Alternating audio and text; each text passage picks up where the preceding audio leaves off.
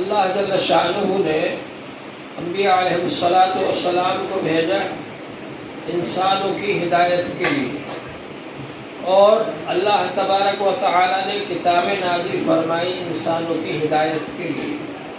انسانوں سے اللہ تعالیٰ کو اتنی محبت ہے، اتنا رحم و کرم ہے انسانوں پر کہ جب بھی دنیا کے اندر فتنہ و فساد پھیلا اور اخلاقی بگاڑ آیا اور انسان جو ہے وہ بگڑ کر کے اس کے حالات خراب ہو گئے، کمزوروں پر ظلم و ستم کرنے لگا، ہر طاقتور کمزور کو اپنا شکار بنانے لگا، اور لوگ ایک دوسرے کو پریشان کرنے لگے، ایک دوسرے کے حقوق کو ضائع کرنے لگے، تو اللہ جل شانہ نے اپنے نبیوں کو بھیجا۔ اسی طرح آخر میں ہمارے نبی حضرت محمد صلی اللہ علیہ وآلہ وسلم تشریف لائے، جبکہ حالات بہت زیادہ بگڑ گئے تھے۔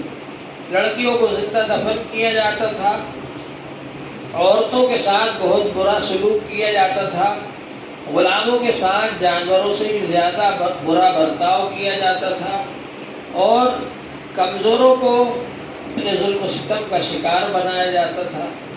اللہ جل شانہ نے ایسے نازک حالات میں انسانیت پر رحم فرمایا، جو انسانیت کے ترس رہی تھی، بلک رہی تھی، انسانیت ختم ہو چکی تھی، سب حیوانیت پھیل چکی تھی۔ اللہ جل شانہ نے اس حیوانیت کو اور اس شیطانیت کو ختم کرنے کے لیے حضور پاک صلی اللہ علیہ وآلہ وسلم کو بھیجا، ہدایت دے کر۔ آپ کے اوپر اللہ تعالیٰ نے قرآن پاک نازل فرمایا، اور حضور پاک صلی اللہ علیہ وآلہ وسلم نے قرآن پاک کے مطابق عمل کر کے بتلایا، اور اس کے مطابق کس طرح سے زندگی گزاری جا سکتی ہے اس کو بتلایا۔ یہ دین ہمارا کوئی نظریاتی دین نہیں ہے، جیسا کہ لوگوں کا دین ہوتا ہے نظریاتی دین، فارمولہ۔ کوئی ریفارمر آیا، اس نے ایک فارمولہ پیش کر دیا، کوئی مسئلہ اٹھا، اس نے ایک اپنا اصلاحی نسخہ جاری کر دیا۔ ایسا نہیں ہے، بلکہ یہ پریکٹیکل ہے، عملی چیز ہے۔ حضور صلی اللہ علیہ وآلہ وسلم نے صرف حکم نہیں دیا، صرف بیان نہیں فرمایا، بلکہ عمل کر کے بتلایا کہ اس طریقے سے عمل کرو، اور صحابہ اکرام نے اس پر عمل کیا۔ اس کے نتیجے میں اس خراب معاشرے کے اندر جہاں کے بہت زیادہ برائیاں پائی جاتی تھی، حضور صلی اللہ علیہ وآلہ وسلم کی محنت سے، آپ کی تعلیم سے، آپ کی تربیت سے ایسے افراد پیدا ہو گئے کہ معاشرہ نہایت پاکیزہ ہو گیا، اور اتنا پاکیزہ معاشرہ، اتنا پاکیزہ سماج دنیا نے کبھی نہیں دیکھا، نہ زمین نے نہ آسمان۔ جو پاکیزہ معاشرہ حضور صلی اللہ علیہ وآلہ وسلم نے بنایا، یہ صرف 23 سال کے مختصر سے عرصے میں، 23 سال کی مختصر سی مدت میں حضور صلی اللہ علیہ وآلہ وسلم نے محنت کر کے، کوشش کر کے، تعلیم دے کر، تربیت کر کے یہ معاشرہ تیار کیا۔ یہ وہ خونخوار لوگ جو اپنی لڑکیوں کو زندہ دفن کر دیتے تھے، وہ دوسروں کے دکھ سکھ میں شریک ہونے والے بن گئے، دوسروں کے درد کو سمجھنے والے بن گئے، دوسروں کے لیے آنسو بہانے والے بن گئے، بلکہ ایسے ایثار پیشہ بن گئے کہ میدان جنگ میں پڑے ہوئے ہیں، آخری حالت ہے، جان نکلنے والی ہے، پیاس لگ رہی ہے، پانی پلانے والے آئے، اور قریب میں سے دوسرے نے آہ کی تو اشارہ کیا کہ پہلے ان کو پلا۔ ان کے پاس گئے تو ان کے پاس سے دوسرے نے آہ کی تو انہوں نے اشارہ کیا ان کو پلا۔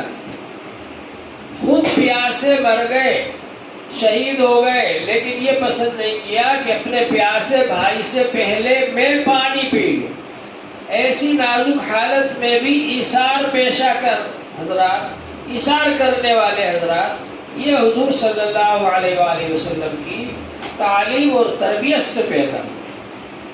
اللہ جل شانہ نے حضور پاک صلی اللہ علیہ وآلہ وسلم کو تمام انسانوں کے لیے رحمت بنا کر بھیجا۔ آپ نے ماں باپ کے حقوق بھی بیان فرمائے اور اولاد کے حقوق بھی بیان فرمائے۔ ایک بھائی کا دوسرے بھائی پر کیا حق ہے، بھائی کا بہن پر کیا حق ہے، بہن کا بھائی پر کیا حق ہے، اور اسی طرح سے چھوٹوں کا بڑوں پر کیا حق ہے اور بڑوں پر چھوٹوں کا کیا حق ہے، اور اسی طرح سے رشتہ داروں کے کیا کیا حقوق ہیں ہمارے اوپر، اور پڑوسیوں کے کیا حقوق ہیں ہمارے اوپر، یہ سب بیان فرمایا حضور پاک صلی اللہ علیہ وآلہ وسلم نے۔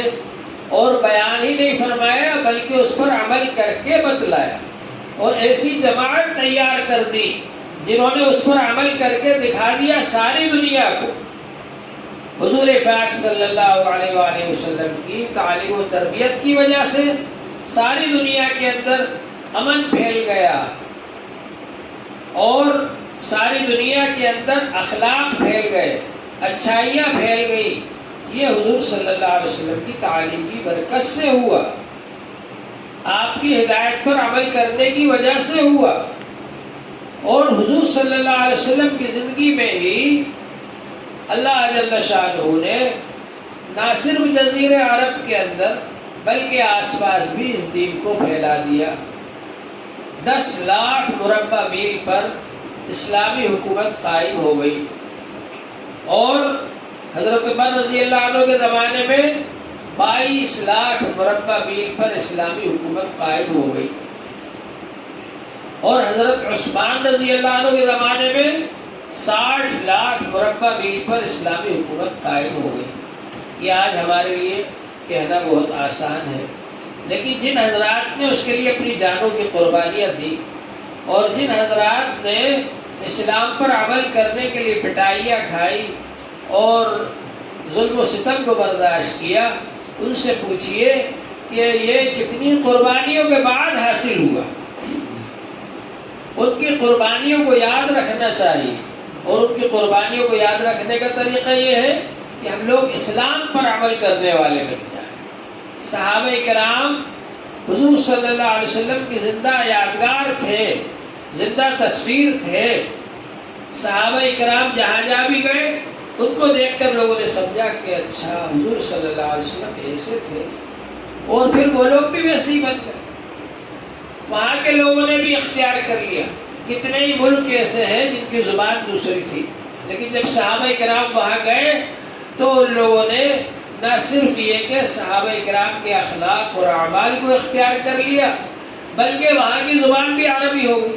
آج لوگ سمجھتے ہیں کہ وہ عرب ملک تھے، جبکہ وہاں کی زبان پہلے عربی نہیں تھی۔ اس کی وجہ کیا ہے کہ ان لوگوں نے اپنے آپ کو رنگ لیا صحابہ کرام کے رنگ میں۔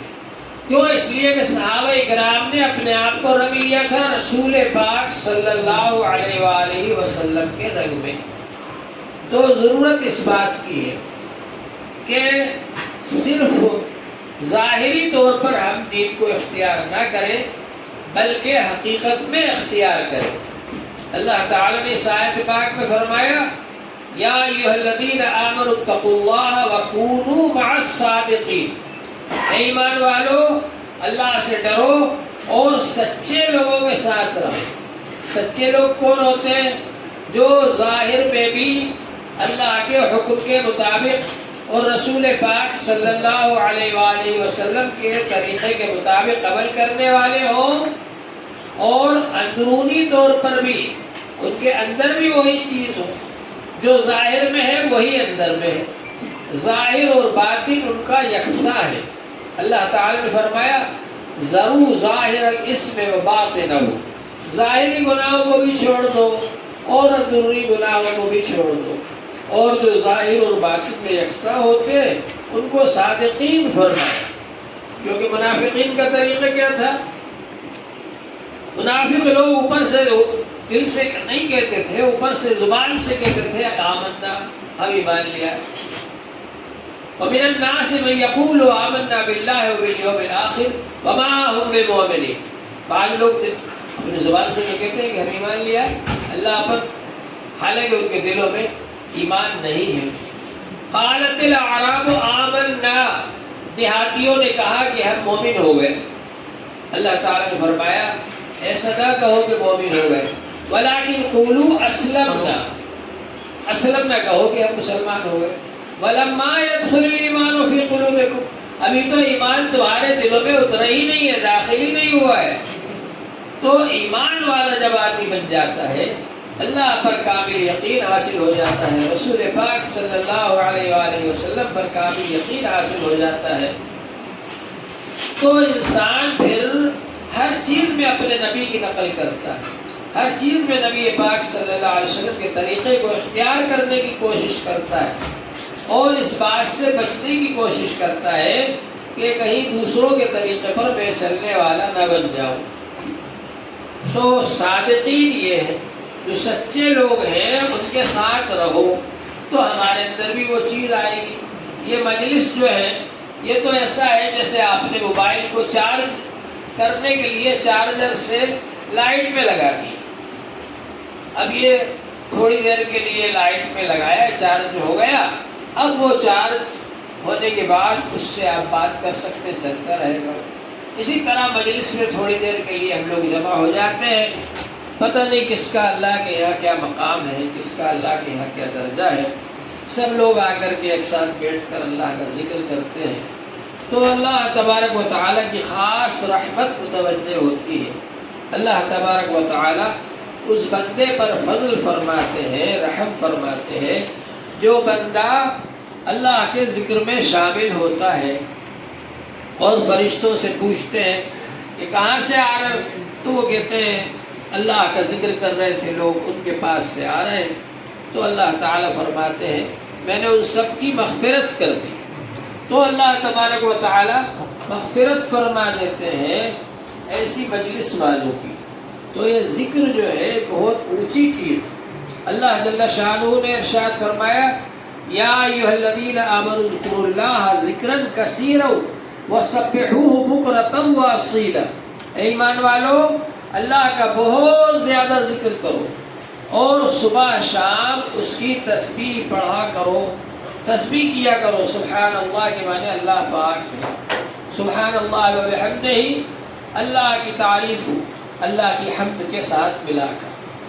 تو یہ تسبیحات پڑھنا، ذکر کرنا، یہ بہت اونچے درجے کا کام ہے، اور اتنا اونچا کام ہے کہ اللہ جل شانہ نے فرمایا لا تقام الساعۃ حتی لا یقال اللہ اللہ، جب تک اللہ اللہ کہنے والے دنیا میں رہیں گے قیامت نہیں آئے گی۔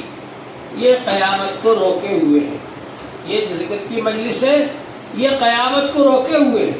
انسان تو بہت سے ایسے کام کر رہا ہے جس کی ذریعے سے اللہ کا عذاب آنا چاہیے، لیکن اللہ کے عذاب کو روکنے والی چیزیں کیا ہے؟ یہ ذکر کی مجلس ہے، یہ اللہ اللہ کہنا، یہ بہت قیمتی چیز ہے۔ جب آپ اللہ اللہ کہتے ہیں اللہ تعالیٰ کی رحمت متوجہ ہوتی ہے آپ کے اوپر۔ هو الذی یصلی علیکم وملائکتہ، اللہ تعالیٰ رحمت بھیجتے اور اللہ تعالیٰ کے فرشتے رحمت بھیجتے ان لوگوں پر جو کہ ذکر کرنے والے، اللہ تعالیٰ متوجہ ہوتے ہیں، اللہ تعالیٰ رحمت بھیجتے اور خاص توجہ ہوتی ہے، اللہ تعالیٰ کی خاص رحمت متوجہ ہوتی ہے ان بندوں پر جو اللہ تعالیٰ کا ذکر کرتے ہیں۔ تو اللہ جل شانہ کا ذکر بہت اونچے درجے کی چیز ہے، بہت ہی قیمتی چیز ہے، اور انسان جب اللہ کا ذکر کرتا ہے تو اس کا فائدہ ہوتا ہی ہے۔ پرانے بزرگ حضرات یہ فرماتے تھے کہ انسان جو اللہ کا ذکر کرتا ہے اگر دل سے نہیں کرے گا تو کوئی فائدہ نہیں۔ چنانچہ آپ نے وہ فارسی میں سنا ہوگا کہ بر زباں تسبیح و در دل گاؤ خر، ای تسبیح چیکو نہ دسن، دل میں تو گائے اور گدھے کا خیال آ رہا ہے اور زبان سے تسبیح پڑھ رہے ہو، اس تسبیح سے کیا فائدہ ہوگا؟ لیکن اب بزرگوں نے فرمایا کہ نہیں، اس سے بھی فائدہ ہوتا ہے۔ تو انہوں نے اس شعر کو اس طرح سے پڑھا کہ بر زباں تسبیح و در دل گاؤ خر، ای تسبیح ہمیں کن دسر، یہ تسبیح بھی اثر کرتی ہے. آدمی کتنی غفلت کے ساتھ اللہ کا نام لے، بہرحال اس کا اثر ہوتا ہے. اور پھر اس کا اثر یہ ہوتا ہے کہ اس کی غفلت دور ہو جاتی ہے. وَلَا تُطِعْ مَنْ أَغْفَلْنَا قَلْبَهُ عَنْ ذِكْرِنَا وَاتَّبَعَ هَوَاهُ وَكَانَ أَمْرُهُ فُرُطًا. ایسے آدمی کے پیچھے نہ چلو جس کا دل ہم نے غافل کر دیا ہمارے ذکر سے، اور اپنی خواہشات کے پیچھے دوڑ رہا ہے، بھاگ رہا ہے، خواہشات کی پیروی کر رہا ہے، اور اس کا معاملہ حد سے آگے بڑھ گیا. ایسے آدمی کو پیر نہ بناؤ، ایسے آدمی کے پیچھے نہ چلو. وَاتَّبِعْ سَبِيلَ مَنْ أَنَابَ إِلَيَّ. اس کے طریقے پر چلو جو اللہ کی طرف متوجہ ہو رہا ہے، آپ کو بھی اللہ کی طرف متوجہ کر رہا ہے، اللہ کی طرف لو لگا رہا ہے. آپ سے بھی کہہ رہا ہے اللہ کی طرف لو لگاؤ، اللہ سے جڑو. اللہ سے خود بھی جڑا ہے اور اللہ سے جوڑنے کی کوشش کر رہا ہے. تو ایسے لوگوں کی اقتداء کرنا چاہیے، اتباع کرنا چاہیے. وَاتَّبِعْ سَبِيلَ مَنْ أَنَابَ إِلَيَّ. تو غفلت کے ساتھ بھی اگر آپ کے دل میں غفلت ہے، پھر بھی اگر آپ نے اللہ کا نام لیا تو یہ اللہ کا نام جب آئے گا تو آپ کی غفلت کو دور کر دے گا. الا بذکر اللہ تطمئن القلوب. خبردار، اللہ کے ذکر سے دلوں میں اطمینان پیدا ہوتا ہے. انسان جب اللہ اللہ کرتا ہے تو دلوں میں اطمینان پیدا ہوتا ہے.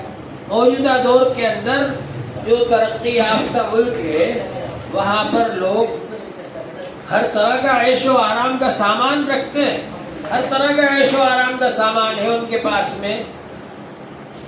اچھے اچھے بنگلے بھی ہیں، اچھی اچھی غذائیں بھی ہیں، اچھے اچھے کپڑے بھی ہیں، اور نرم بستر بھی ہیں، موٹے موٹے گدے بھی ہیں، لیکن نیند نہیں آتی. اور نیند کی گولیاں کھاتے ہیں پھر بھی نیند نہیں آتی. کیوں؟ اس لیے کہ چین و سکون اللہ نے اپنے ہاتھ میں رکھا ہے. الا بذکر اللہ تطمئن القلوب. خبردار، اللہ کے ذکر سے دلوں میں اطمینان پیدا ہوتا ہے، چین و سکون حاصل ہوتا ہے. تو یہ چین و سکون اللہ کے ذکر میں رکھا ہے اللہ تعالیٰ. جتنا زیادہ اللہ کا ذکر کریں گے اتنا ہی چین و سکون حاصل ہوگا.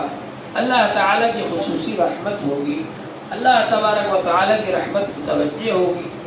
تو اللہ والوں کی صحبت سے یہ چیز ملتی ہے کہ آدمی اللہ کا ذکر کرنے والا بن جائے.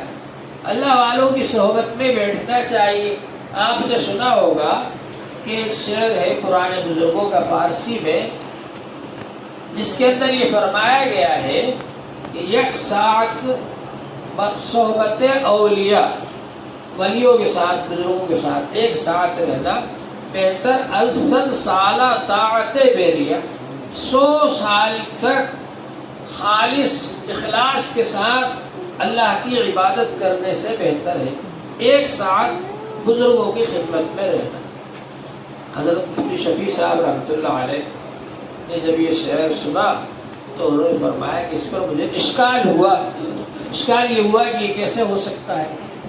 تو میں حضرت تھانوی رحمۃ اللہ علیہ کے پاس حاضر ہوا اور حضرت تھانوی رحمۃ اللہ علیہ سے عرض کیا کہ حضرت یہ شعر جو ہے سمجھ میں نہیں آیا. تو حضرت نے فرمایا کہ اس میں تو کم بات بتایا انہوں نے، میں تو اس سے زیادہ بتاتا ہوں.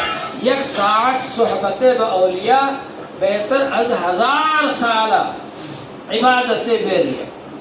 ایک ساعت بزرگوں کی خدمت میں رہنا یہ بھی 1000 سال کی بیریہ اخلاص والی عبادت سے بہتر ہے. اور پھر حضرت نے اس کا یہ فرمایا کہ بھائی آدمی جب ایسی صحبت اختیار کرتا ہے تو ان کی وجہ سے اس کے اندر بھی اثرات آتے ہیں. ذکر کرنے والا بن جاتا ہے، تواضع کرنے والا بن جاتا ہے، گناہوں سے بچنے والا بن جاتا ہے، تقوی والا بن جاتا ہے. ایک بزرگ کہتے ہیں کہ میں نہانے کے لیے گیا تو وہاں میں نے دیکھا کہ مٹی جو ہے اس میں سے خوشبو آ رہی. تو مٹی کو میں نے ہاتھ میں لیا اور یہ کہا کہ تو پھول ہے یا مٹی ہے. فارسی میں زیادہ فرق نہیں، گل اور گل کا فرق ہے، زبر اور زیر اور پیش کا. گل کہتے ہیں مٹی کو اور گل کہتے ہیں پھول کو. تو فارسی میں انہوں نے کہا کہ میں نے اس سے پوچھا کہ تو مٹی ہے، گل ہے یا گل ہے، پھول ہے، تیرے اندر سے خوشبو کیوں آ رہی ہے؟ تو اس مٹی نے کہا کہ میں ہوں تو مٹی ہی، لیکن میں کچھ دن پھول کے ساتھ رہی ہوں، تو پھول کی جو خوشبو ہے وہ میرے اندر آ گئی۔ تو اسی طرح اس طرح کی مجلسوں میں جب اپن حاضر ہوتے ہیں تو اس کی خوشبو اپنے اندر آنے لگتی ہے، سما جاتی ہے۔ وہ آیت پاک ہے جس میں اللہ جل شانہ نے فرمایا ہے انما یخشی اللہ من عبادہ العلماء، اللہ سے ڈرنے والے علماء ہی ہیں، علماء ہی اللہ سے ڈرتے۔ حضرت مولانا احمد علی صاحب لاہوری رحمۃ اللہ علیہ تھے، لاہور میں بہت بڑے بزرگ تھے، اللہ والے تھے، اور ان کو شیخ التفسیر کہا جاتا تھا۔ تفسیر پڑھنے کے لیے بڑے بڑے علماء دور دور سے ان کے پاس آیا کرتے تھے۔ تو حضرت مولانا احمد علی صاحب لاہوری رحمۃ اللہ علیہ کا یہ حال تھا، بہت روتے تھے، بہت روتے تھے، اللہ سے ڈرتے تھے۔ اللہ نے فرمایا انما یخشی اللہ من عبادہ العلماء، کہ علماء ہی اللہ سے ڈرنے والے، بہت روتے تھے۔ اور جب ان کا انتقال ہو گیا تو کسی نے ان کو خواب میں دیکھا، تو خواب میں پوچھا کہ کیا حال ہے آپ کا؟ تو انہوں نے کہا کہ جب میں اللہ تعالیٰ کے سامنے میری روح کو پیش کیا گیا تو میں بہت رو رہا تھا، بہت رو رہا تھا۔ تو اللہ تعالیٰ نے پوچھا کیوں رو رہے؟ کہا کہ اللہ تعالیٰ آپ سے ڈر لگتا ہے اس لیے رو رہے ہیں۔ تو کہا کہ آج تو خوش ہونے کا دن ہے تمہارا، اس لیے کہ آج ہم نے تم کو یہ بتلانے کے لیے بلایا ہے کہ ہم تم سے خوش ہیں، اس لیے اب رونا نہیں، اب خوش ہو جاؤ۔ تو اللہ والے جو ہیں ان کا یہ مقام ہوتا ہے کہ وہ اللہ سے بہت زیادہ ڈرتے ہیں، اور اس ڈر کی وجہ سے اللہ تعالیٰ ان سے خوش ہو جاتے ہیں۔ مولانا احمد علی لاہوری رحمۃ اللہ علیہ کی قبر سے عرصہ دراز تک مٹی میں خوشبو آیا کرتی تھی، جو مٹی ان کی قبر پر پڑی رہتی تھی اس میں خوشبو آیا کرتی تھی۔ تو لوگ مٹی اٹھا کر کے لے جا، ہمارے ہندوستان کے لوگ تو ایسے ہی مٹی اٹھا کر کے لے جاتے تھے ان کی قبر کی۔ اب اس کے بعد میں کسی ان کے وارث نے بار بار، ان کے وارث لوگ جو تھے مٹی ڈلوا دیتے تھے، وہاں دیکھتے مٹی ختم ہو گئی، پھر ڈلوا دیتے تھے، پھر لوگ اٹھا کر لے جاتے کیونکہ اس میں خوشبو آتی تھی۔ تو ان کے وارثوں میں سے کسی نے وہاں جا کر کہا کہ اب اگر مٹی لوگ اٹھا کر لے گئے اور خوشبو آتی رہی تو اب ہم نہیں ڈلوائیں گے مٹی، اور کھل بھی جائے گی قبر تو ویسے ہی پڑے رہنا، ایسے کہا جا کر کے، تو پھر وہ خوشبو آنا بند ہو گئی۔ تو بہرحال یہ کہ اللہ والے جب اللہ کا ذکر کرتے ہیں تو وہ خوشبو سب کو ملتی ہے اس سے۔ تو انسان جب اللہ کا ذکر کرے گا تو انشاءاللہ تعالیٰ اس کے حالات بدلیں گے۔ تو یہ آیت پاک ہم کو بتلاتی ہے کہ ہم کو ایسے اللہ والوں سے جڑنا چاہیے اور ان سے تعلق رکھنا چاہیے۔ اب ہم لوگ جو ہیں اللہ والے تو نہیں ہیں، لیکن اللہ والوں سے محبت رکھنے والے ہیں۔ تو اللہ والوں سے جو محبت رکھتا ہے اس کو بھی اللہ تعالیٰ نواز دیتے ہیں۔ ایک شاعر نے کہا احب الصالحین ولست منہم، میں نیک لوگوں سے محبت رکھتا ہوں حالانکہ میں خود نیک نہیں ہوں۔ لعل اللہ یرزقنی صلاحا، تاکہ اللہ تعالیٰ مجھے بھی نیک بنا دے۔ جو آدمی خوشبو بیچنے والوں کے پاس بیٹھتا ہے، عطر والوں کے پاس، اب اگر وہ وہاں خوشبو نہ بھی خریدے، عطر نہ بھی خریدے، مگر جب وہاں سے اٹھ کر جائے گا تو کچھ نہ کچھ خوشبو اس کے کپڑوں سے بھی محسوس ہوگی۔ اللہ جل شانہ ہم سب کو اس کی توفیق عطا فرمائے۔ وآخر دعوانا